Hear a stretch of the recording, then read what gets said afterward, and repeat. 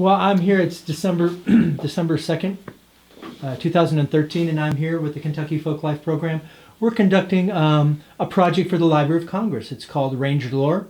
I'm looking at some of the ranger traditions, the working traditions of some of these folks that I've known for some of them for some time here at Mammoth Cave. My counterpart John Kay is at with Traditional Arts Indiana, and he's looking at state park rangers up there.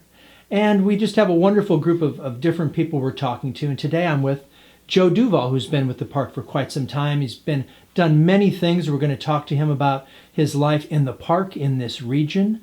And tell me a little bit about growing up here. I know that we talked before the interview. You know, you've done everything from having a paper out. You're from the area, right? Yes, that's correct. I live now at Park City. That's exit 48 on the interstate. And my family moved there in '46. My father had a feed store, a feed store and a coal store. We sold coal and fertilizer and cow feed at the store. And of course, as a young man, I had a paper out in Park City. Park City, it was about 500 people, and I delivered the Park City Daily News. Actually, of course, it came from Bowling Green, but it was named Bowling Green was the Park City. And they named it the Park City Daily News. And I heard about a job at Diamond Cavern.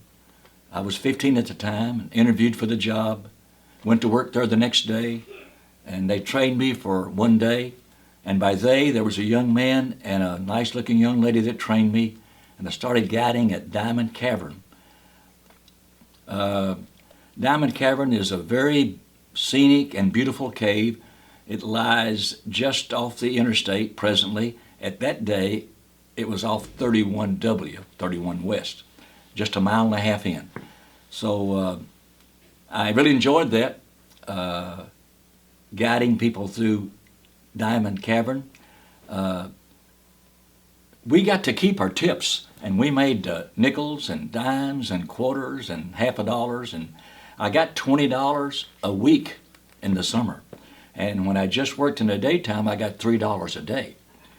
And one day, a gentleman came by and said, "Thank you, Joe. I had a wonderful trip." And he put a folded bill in my hand. So I went to the restroom and opened it up, and it was a $10 bill. And $10 was a lot of money to me then. So from the restroom window, I watched the parking lot until he left. I thought perhaps he made a mistake and didn't mean to give me that much money. So I was greedy. I wanted to be sure I got to keep that $10. So my boss there discovered that I love to talk, and he liked my voice, and he liked my attitude, and he said, "I'm going to put you on the road and make you a capper." The guides at Mammoth Cave, when they first were transferred to the federal government, and a few years prior, they wore caps like a truck driver's cap with a bill. So what we tried to do was dress like them. I wore a gray shirt and a gray pair of pants and a tie and a truck driver's cap.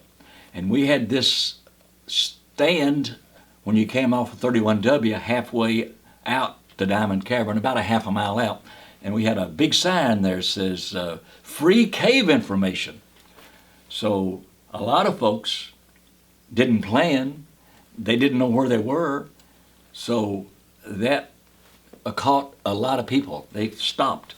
Now, if you didn't stop, I had a badge on my cap, had a badge on my uniform, and I would come out there and write something down on a piece of paper as if I were taking their number from the license tag. So many times they would come back, "Oh, I'm sorry, I didn't mean to go by you." And I would make this speech, something like this. "You're going to Mammoth Cave?" "Yes." "Well, at Mammoth Cave, you'll have to wait. The crowd's over there, and some of it is lit with lantern, and sometimes the guides are really boresome presentations. Right down the road here is Diamond Cave. We can get you in, get you out. You don't have to wait over 20 to 30 minutes. It only costs $2. It's very beautiful. It's all electrical lit, and the guides there are educated. And I can say the ticket here or drive down a half a mile. So surprisingly, I got quite a bit of business. So I took down their license plate, and they had a guy at Diamond Cavern on the front parking lot, and he took down their license plate. The boss wanted to know if I were getting him business because they would record the vehicle that came in. So all the time I worked there for about 6 summers and on weekends, I said, I want a guide at Mammoth Cave. So at that particular time, they didn't hire many people in the summer. And those that were hired were veterans, World War II veterans and the Korean War. And of course, as you probably know, they got a 5 and 10 point bonus when they took the test. So I heard about a job at the Mammoth Cave Hotel. So I came out here, and Mr. DeMumrum said, yes, I'll give you a job, and you can start Monday. I pay, I think it was 55 cents an hour. And you'll be working at the back bar making sandwiches. So while I was here, I applied for a Mammoth Cave job too, and took the test, but I got beat out. I'm not anti-veteran. I'm a veteran too, but you know, when they get 5 or 10 points added, you know, you don't have much of a chance on the test really. So Mr. DeMumrum said, I'll see you Monday. So on the way out, there's a little booth there, and they had a boat ride on Green River called Miss Green River, and they sold tickets. And I knew the gentleman who owned that, Bob McDaniel, and he says, Joe, what are you doing here today?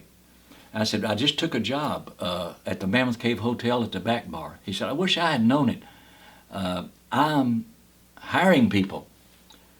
And I said, would you hire me, Bob? He said, I surely would. I said, how much do I make? He said, it starts you out $1 an hour. I said, when are you going to go to work? He said, Monday. So that's my first step into working at Mammoth Cave, selling tickets for the boat. And he found out I could talk. So he said, I want you to do some boat interpretation too. So started working for them in the summer, $1 an hour, selling boat tickets. And then the next summer I applied for a job. And the chief guide, Parker Ritter, was a great friend of mine. And he would come by and he says, I'm sorry, Joe, but the veterans beat you out. That went on for 5 summers. But the 6th summer, Parker came by and said, 1961, he said, Joe, I got a job for you. You'll be a trailer at Mammoth Cave. What does that mean? That means you'll be walking behind.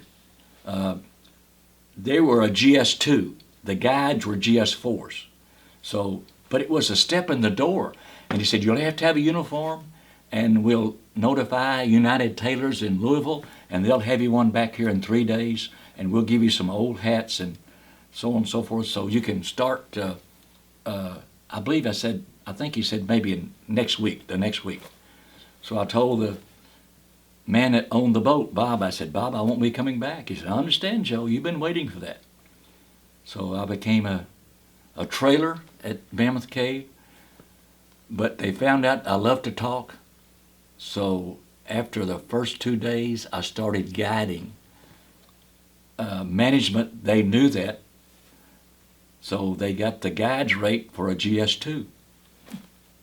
Am I talking too much? No, no, not at all. Okay. I'm enraptured with this. So that 1961 June, I started guiding at Mammoth Cave in the summer, and now I had a job at Temple Hill in '59 to finish the year teaching, and I found out there was a teaching job open at Caverna. And that was much closer to home, and they paid more money. So I went up there and interviewed, and I got that job in September 1959. See, January 1959 through May, I taught at Temple Hill. I got out of the Army in December of '58. So I took the job at Caverna. And I was there in '59, and one of my outstanding students was Denny Doyle. He played for the he played for the Boston Red Sox in the World Series. And in '71, '72, he had 2 twin brothers, and they were my students. And one of those played for the Yankees in the World Series. So Little Caverna had some outstanding baseball players, to my pleasure. So were you a seasonal employee? Is that what you're talking Seasonal. I was a seasonal employee. And yes. you continued to teach? Yes. And you yeah. taught for many years? Yes, I taught for 30 years. Okay. But I worked here in the summer. It was sort of SOP, you know. The day after school, you came to work here. And back in those days, Caverna, we didn't start school till the Monday after Labor Day. So Labor Day was my last day here.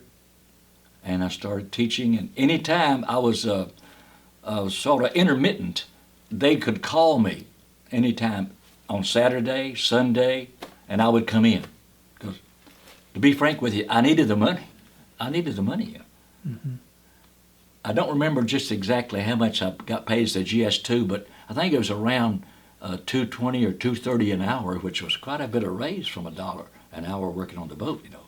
Okay. But I did get, I think my last year I made $1.50 on the boat. He gave me a couple of raises. So how is it? Tell me about guiding. You went right into being a trailing to actually doing the guide and the interpretation. Yes. So was there a process about learning that kind of Well, here? the older guides here, they were great people, but very little formal education. And there was a lot of jokes, you know. I love them all, but they thought they had a successful trip, you know, if they told jokes and the people laughed. And they didn't know much geology. They didn't know a lot of history. They didn't have a lot of formal education.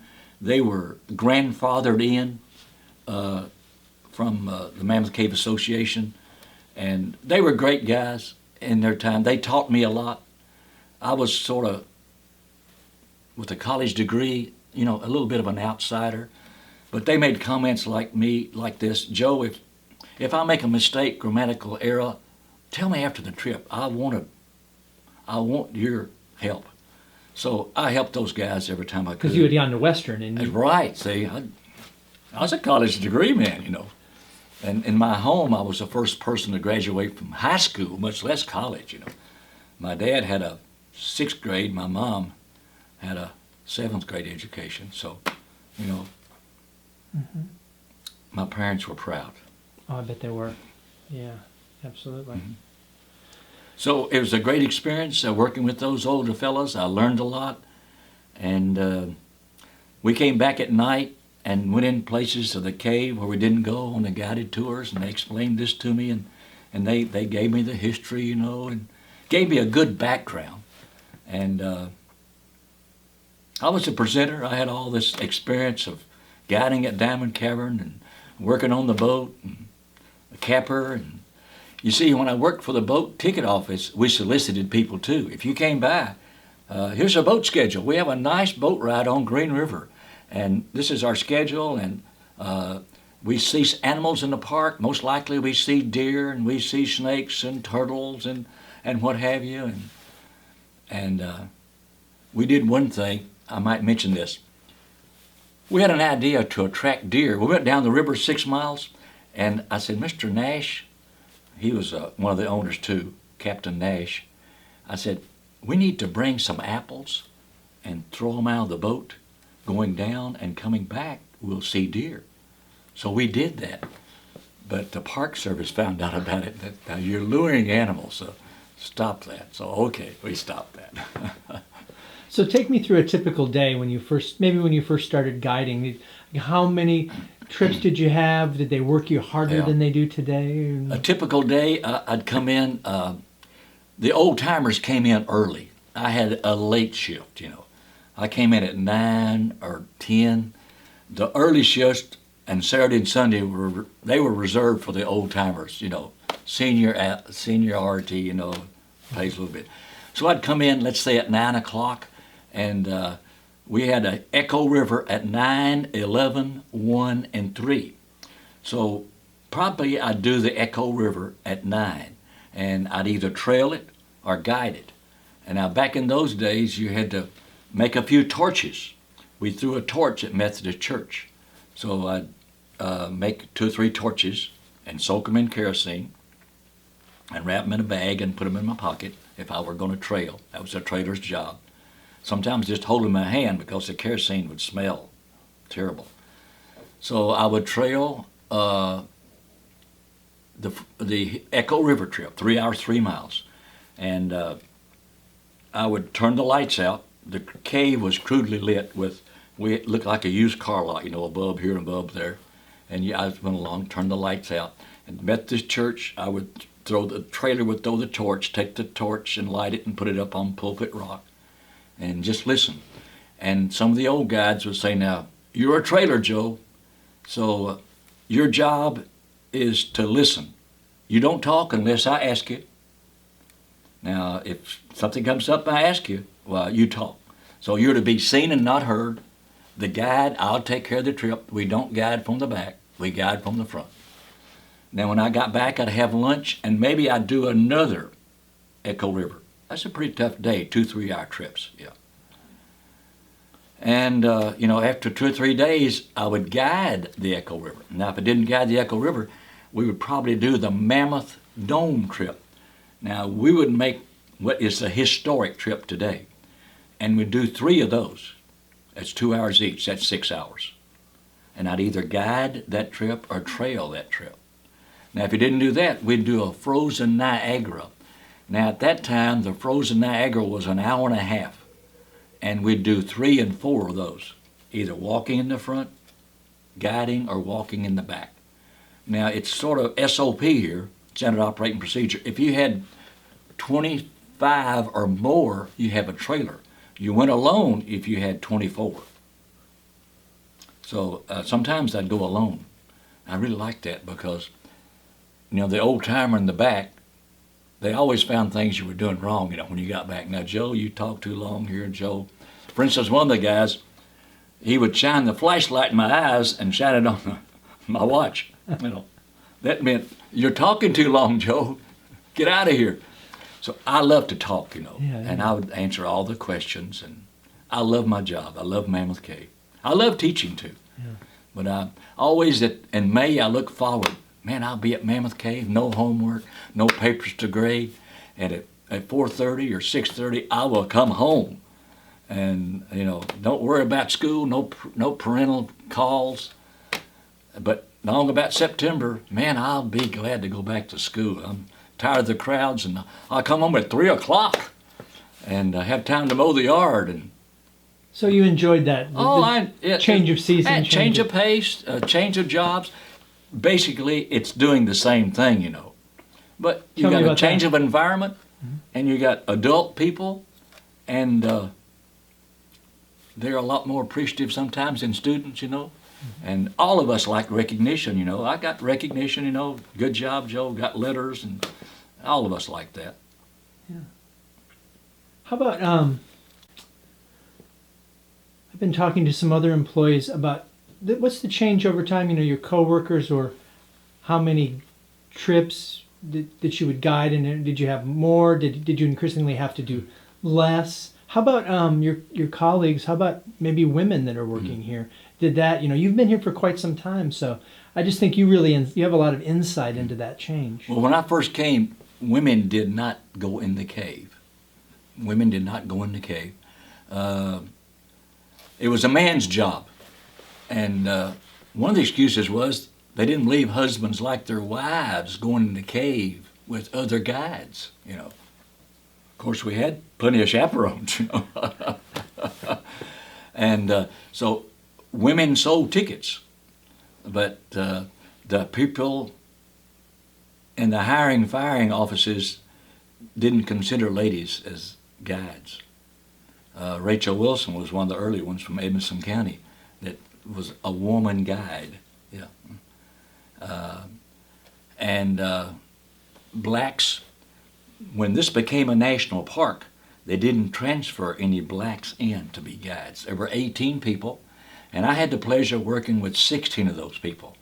When I came a little bit later, 2 of them had passed on, but that was a great experience for me too. But the original guides or the original black guides? The original guides. Uh-huh.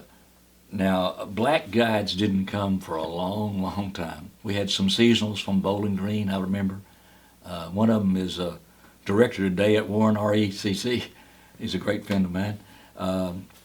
But in the early days, no blacks and no ladies. It was a man's job. Mm-hmm. Even we had about 4 out of those 14 would not let me guide. They said, "You are a trailer. You don't guide my trips. I'm guiding my trips." I don't know whether they didn't want to recognize me, or they might have been a little jealous, or but I didn't guide when I went with certain people. Did you have to prove yourself with those people, or were they just, Well, you're not? you didn't prove yourself ever. I worked with some 10, 15 years and didn't prove yourself. We had an all-day trip up until 65.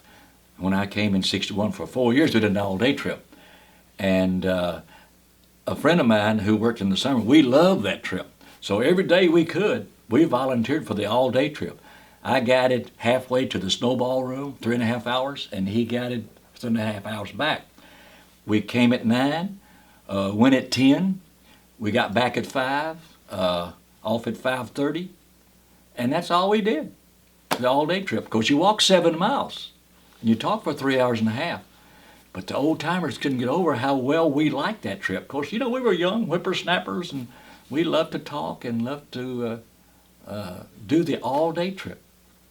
But after 65, they stopped that.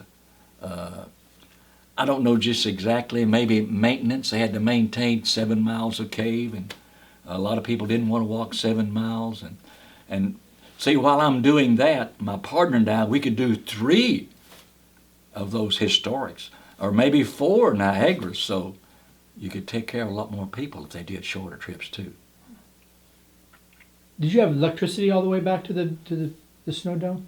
No, we used lanterns from Echo River to back to Snowball Room.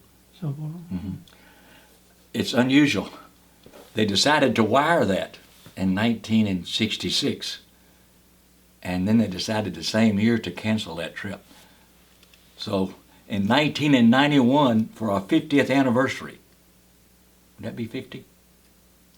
No, what 1990? Yeah, 1941 in National Park. 1991.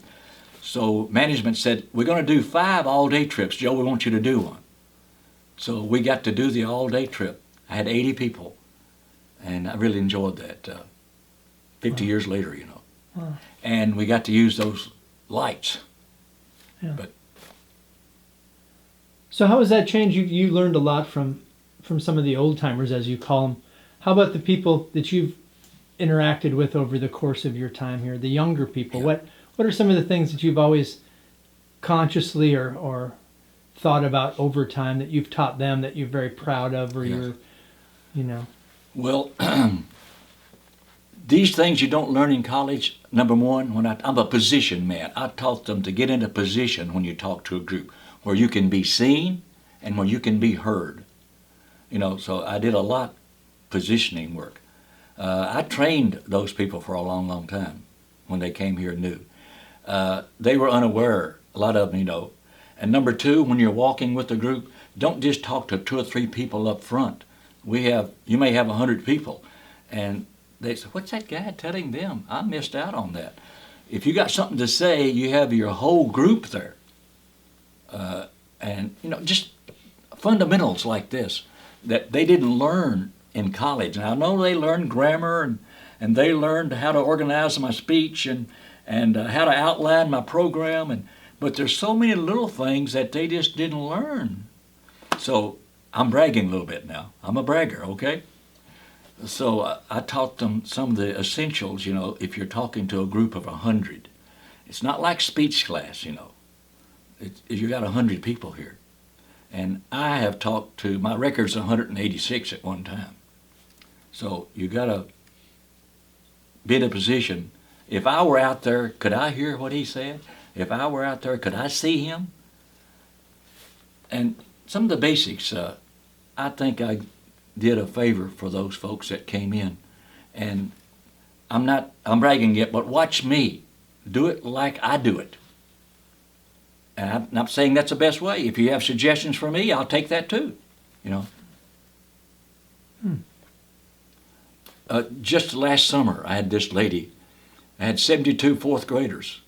And after 2 weeks, I got this email from her. She was all, Joe, you did such a great job with my children, and I'm going to send a copy to the superintendent. P.S. You made 4 glaring grammatical errors, and you'd be much better if you improved those. So I wrote her back a letter. Thanks for listening so closely, and I will do my best to improve those for you and for all the people I talk to in the future. So, things like this. It goes both ways, doesn't it? Surely, yeah. I made the mistake, and I was glad that she was there. Yeah. Mm-hmm. So you've developed lots of relationships, deep relationships yeah. with people. Oh, yes. Can you share, we talk about people working, some of the working lives and maybe the jokes or the insider joke that you can share. Certainly there's a lot of those things that you keep on the inside, but what are there some fun things that you remember that are maybe more of a traditional, maybe there's a rite of passage or something that a ranger might have to go through? Well, the traditional uniform joke at Cave Guides when I came here. Right now we're at Rotunda. We're 140 feet underground. A normal funeral nowadays is 3,000. If the cave were to collapse, where in the world could you be buried any deeper, any cheaper? So, that, I went to Carlsbad and heard that joke too. Yeah. So, I don't like that joke. I don't like that joke at all. I never tell that. But all the guides, like I told you earlier, the guides, they had a great trip if people laughed. And they sometimes would, their trips, they had the flashlight and they would show them, this is John Houchins, he's in the cave. And maybe a gypsum formation looks like a hunter. And they show them little images on the wall, and pick out things, and they would have a successful trip. Like I said, they didn't know much geology. I didn't know much geology. So I copied a little bit from these summer people that came, because many of those people had degrees in geology. So it was a learning situation for me too. As a cave guide, you're a #1 plagiarist. If you hear something, boy, that sounds good, I want to do that next time. So it's a trade-off, I like that. I like his method. And I'll tell you, I like your method. I'm going to steal that from you. Okay, Joe, I probably stole it from somebody else. So we're all plagiarists. If we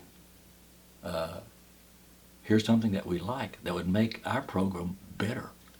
Right. One new guy worked here for a few years, and when he got to Rotunda with his 30 or 40 or 50, he would stand behind them. And the first time I went with him, I said, name is Bill. I said, Bill, I'm doing this because I love you. But the people, you're behind the people. You're not making good reference to them. You should be in front of the people. I know you can't have eye contact, but you can turn your head as if you did have eye contact. So they would get the impression you're talking to them. So he said, I'm going to try that next trip. So he tried it. Guess what, Joe? I like that. Thank you so much. He just didn't have anybody to tell him, did he? That's right. And maybe they weren't brave enough to tell him, Now, I've got to be pretty brave to tell you that you're doing something wrong. You're a know-it-all, Joe.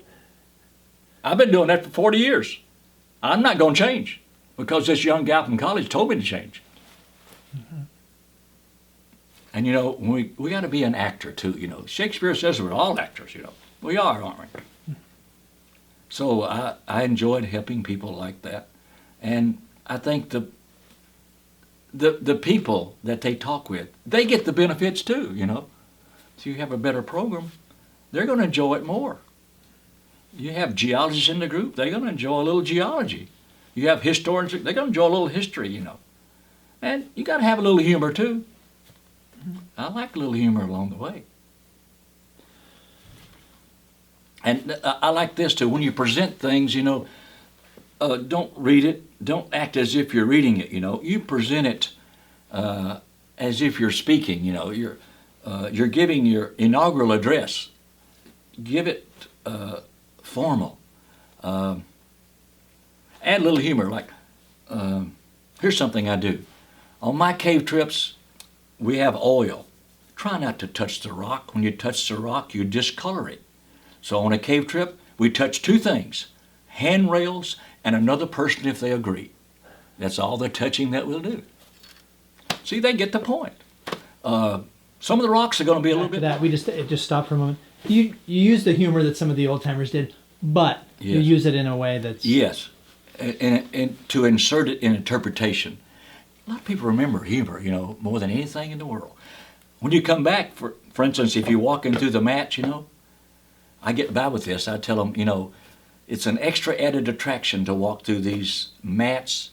They're treated, and your souls will be cleansed. You can go home with cleansed souls. SOLES. See, they remember that.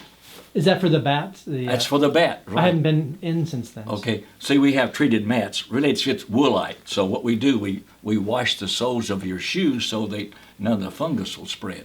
Right. But if you approach it, or, what if you come up and say, well, we got to walk through this mat over here. I don't like my shoes to be messed up either, but we got to do it. So, okay, line up and do it. See, you didn't get that, did you? I mean, you got a negative impression, did you? Right. But if you approach it, make it fun. Life's fun. So I think one of the special things talking to you is, you remember having lived in this region, growing up here, being an interpretive kind of fellow, but also seeing the change and what different people come into this job. Mm. I think that's one of the things that intrigued me about your job. Mm-hmm. The ranger's job is so many people come into it. Can you tell me what makes a good ranger and yeah, just that. What makes a good ranger? Well, I think number one, sometime or other, you have seen a park ranger and you've been impressed. I want to be one of those. So you have to want to be rather than I have to be, okay? I want to be. So sometime when you're young, you've been impressed by the hat, by the speech. I saw a park ranger. I want to be one of those someday, But I want to be a teacher too. So really I had the best of two worlds. So number two, I think if you have a degree in geology, it goes right along with my profession, And or if you have a degree in history, or maybe I must have a degree in speech, It goes right along with, I'm trained to be a park ranger, and it's a profession that's highly respected. Sometimes I want to be a ranger because they're all nice and informative. I know very few rangers that have ever been arrested for a crime, and they're highly respected. A park ranger, they're respected about as much as a preacher. Seriously. By the uniform, and it's an honor to wear that hat, and that's what I want to be. And I can further my purpose in life by sharing the education I have, the knowledge I have, and my love of the Park Service and the love of the park ranger. So yeah, all those are good combinations, I think. And these people come in summer, they've been teaching. Most of our seasonals, are in education. And I think it goes along hand in hand. It's a teaching job, an interpretation. It's a teaching job. And so they get to further their teaching experience. They learn something here that will help them in the classroom. When they get back to the classroom, well, I picked this up at Mammoth Cave and it worked. I'm going to try that in my classes, or vice versa. I do this at school. I'm going to try it here. It might work. You get my point? It's all interpretation. It's all interpretation, right? Uh-huh. And motivation and, keeping their attention. It's all the same thing. Working the crowd, positioning yourself, preparation. We got to prepare. You just don't open your books and say, today, read page 65. You don't go in the cave and say, y'all have any questions? I'm here. You don't do that, Did it take too long? Yeah. So the uniform is very it is. You're right. It's an impressive. Yes. Are there certain regulations or things that have those changed over time too? Well, this is a great benefit of the coming early. Those first 16 guys I worked with, they loved this uniform, and they had their shoes shined every day, and they had. I have my uniforms dry cleaned. I believe in having I'm bragging again now, but I believe in having a sharp, nice uniform. You can look at a person's dress, and some people impress you by their dress, positively, and some impressed you negatively by their dress, So they took pride in their uniform. And even if they didn't have the money to have it dry cleaned, they pressed it. Their wife pressed it, they pressed it. They had a shoe shine, they had a crease in their pants, they had a crease in their shirt. Now, of course, the military crease is built in. The government found out, hey, that looks nice. Let's order these shirts already creased and pressed. So you have to pay for them? No, we get a uniform allowance, and maintenance, we pay for maintenance. And to be frank with you, that's one of my tax deductibles. If you wear a uniform that's not street clothes and you maintain that, you can deduct that on your long form taxes.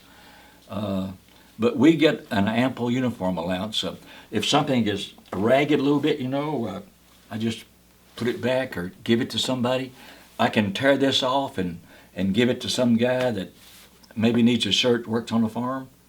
Or my hat, I take the hat band off, and my brother-in-law is a farmer, and he uses that hat in the summer, and that's permissible. I don't like to wear my hat, if it's got perspiration on it, or, it's faded with the sun, or it's lumberjack, and I think most importantly, we set examples for these other young people coming on. I'm bragging again, but this. Sometimes Joy would say, look at Joe's uniform. Dress like him tomorrow. That really makes you feel good too. But you're setting the example. I wanted to go back to something you talked about. You talked about 31W, and there's the Highway 65 coming in over time too. And I wanted to talk. And then you talked about being a solicitor and trying to get people to come to your cave before you worked here. So there was a bit of tension between national park folks and private cave. How did that change after Highway 65? And can you lead me through what year that was and how that changed? Did that change with auto tourism? Did that change over time? Well, it was completed in 67, 68. And of course, prior to that, most people came to Mammoth Cave from Cave City. That was Highway 70. Now, Park City, where I live, is 255. So most of the people that came to the cave came from the north. So their opportunity was getting off at Cave City and coming in 70. When I worked at Diamond Cavern, Dr. Rousey owned it, great businessman, and he bought up all the property between 31 and his business, so he would have no competition. So when he moved on, he donated the Mammoth Cave Parkway to the state of Kentucky, and they donated to the federal government. So all the way from Park City to Chaumont now is a national parkway that's owned by Mammoth Cave. But we're talking about more people are coming from the south entrance now because that is the one the maps recognize, the Mammoth Cave Parkway. And with I-65, more people, in my opinion, I don't count them, are coming in to the Mammoth Cave Parkway than are coming through Cave City, which the tourist people there don't like that at all, They're missing out on a lot of business. And I think we've always had good relations. When I worked at Diamond Cavern, the guides here would even send some people, you want to see another cave? Diamond Cavern is very beautiful. And I'd see them on the street. Joe, I sent some people last week. I hope you get some more people. The more you get, the less I'll have to do at Mammoth Cave, So we had great relations. Now, some of the other privately owned caves, like Great Onyx Cave and Crystal Cave, there was a competition among the private owners. Cave wars, They had solicitors, and Diamond Cavern had solicitors, and they competed with each other for the dollar, But I didn't see any competition between the Mammoth Cave people and Diamond Cavern. In fact, we served each other. When I solicited, I didn't tell a lie. If people, now we hear those wild stories. You can't go to Mammoth Cave today. All those guides have TB. The cave fell in yesterday. I didn't tell. I'm a Christian. I did not lie. You want to go to Mammoth Cave? Yes, it's 7 miles down the road, and it's a big cave, and it's a national park. But this is a nice cave here, though, if you just want a short trip and be on the road. So my point, we had good relations between Mammoth and Diamond. Now, they didn't have too good relations, you know, sometimes because Mammoth Onyx Cave was privately owned, and they got a lot of business on their name. It said Mammoth Onyx, and a lot of the tourists that didn't plan say they thought they were at Mammoth Cave. So they didn't have good relations. Am I talking too much? No. Okay. No, really not. Yeah. No, I'm just asking a few questions. I mean, it's Yeah. a really Okay. interesting. Maybe just encapsulate a little bit about your life. So, continuing to guide here, you've when you retired from teaching, Mhm. did you did you start working here full time then? Well, I How did that retired in May of '59, and I worked 6 months. They called it 1,039. You can work a half a year, and at that position, you don't get any fringe benefits. And then they moved me up to a position where I could work. I think it was 9 months a year, but I had to take a leave during the year. But then I got all of the goodies. I call them goodies, you know, the fringe benefits. You get the insurance, the hospitalization insurance, and the life insurance, and you get to count your time towards retirement. And, you know, you get some of those things when you get. So I moved up the ladder. 6 months, 9 months, and then in I guess it was 96, I got a permanent position here. And from my 2, the next summer I came back, I was a 3. And the next summer I came back, I was a 4. And the next summer I came back, I volunteered. Eastern National Parks said, we need a lantern trip at Mammoth Cave. I'm making a long story short. And government, if you put on a lantern trip, we'll pay the guides. We'll give them a GS5.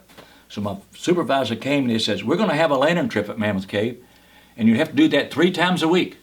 And you'd have to do 2 of those a day. That'd be 6 hours, but we'll make you a GS5. You can be the same as all these other people that's been here all those years. So I'll do it. So the second year I came back, I did the same thing. And the third year, they had other lantern people in. So a 5. I've been a 5 ever since. Now to move up, you have to be a 5, 7, 9. But I'll be very frank with you, that job involves supervision, hiring and firing information, sitting behind that computer all the time. I'm a talker, I'm a walker, I'm a caveman. That's not my cup of tea. I applied for that job. The biggest favor Joyline ever did me was not hiring me for that job. She knew my personality. So Johnny got the job. That's fine with me. I'm happy. They're happy. They're going up. I'm happy where I am. That's good. So tell me, you find some final thoughts about this job and this place and the work that you do. Well, the memories. I have memories here of Mammoth Cave, and